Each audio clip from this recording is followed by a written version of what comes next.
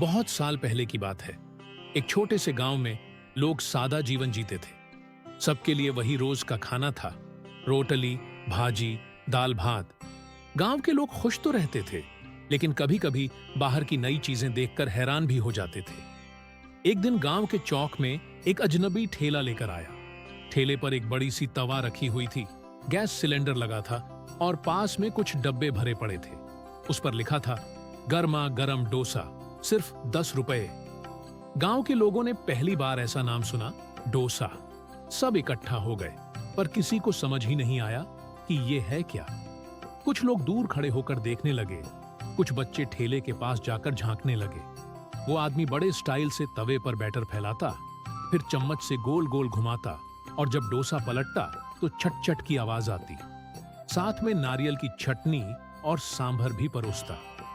गांव वालों को लगा मानो कोई जादूगर आया हो।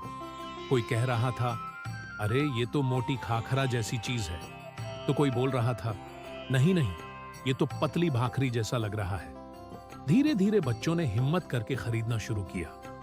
पहला कौर लेते ही उनकी आंखें चमक गईं।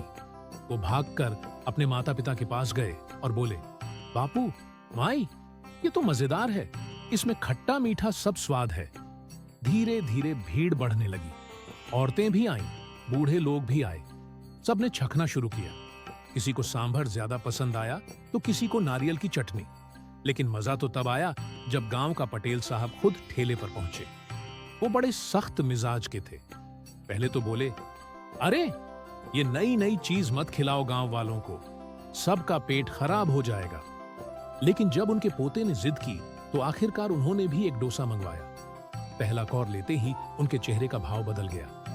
धीरे धीरे मुस्कुराए और बोले, वाह भाई, ये तो बहुत बढ़िया चीज है। हमारे गांव वालों को तो रोज यही खाना चाहिए। बस फिर क्या था, पूरा गांव डोसे के पीछे पागल हो गया। बच्चे सुबह सुबह ठेले के पास खड़े हो जाते। किसान खेत से लौटकर शाम को वहीं डोसा खाने आते। औरतें भी अपने बच्चों को पैसे देकर कहती, जा बेटा, हमें भी डोसा ले आ। ठेले वाले का धंधा खूब चल पड़ा। लेकिन कहानी यहीं खत्म नहीं होती। कुछ ही हफ्तों में गांव के 2-3 लड़कों ने सोचा, अगर ये आदमी यहां डोसा बेचकर इतना कमा सकता है तो हम क्यों नहीं। उन्होंने शहर जाकर डोसा बनाना सीख लिया और जब वापस आए तो उन्होंने भी ठेले खोल लिए। अब तो पूरा गांव डोसे के ठेलों से भर गया।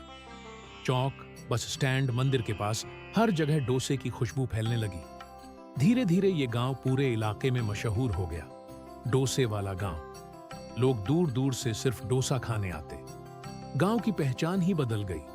और सबसे मजेदार बात यह थी, जो गांव वाले पहले डोसे को शक की नजर से देख रहे थे, वही अब कहते, भैया, बिना डोसे के तो दिन अधूरा लगता है।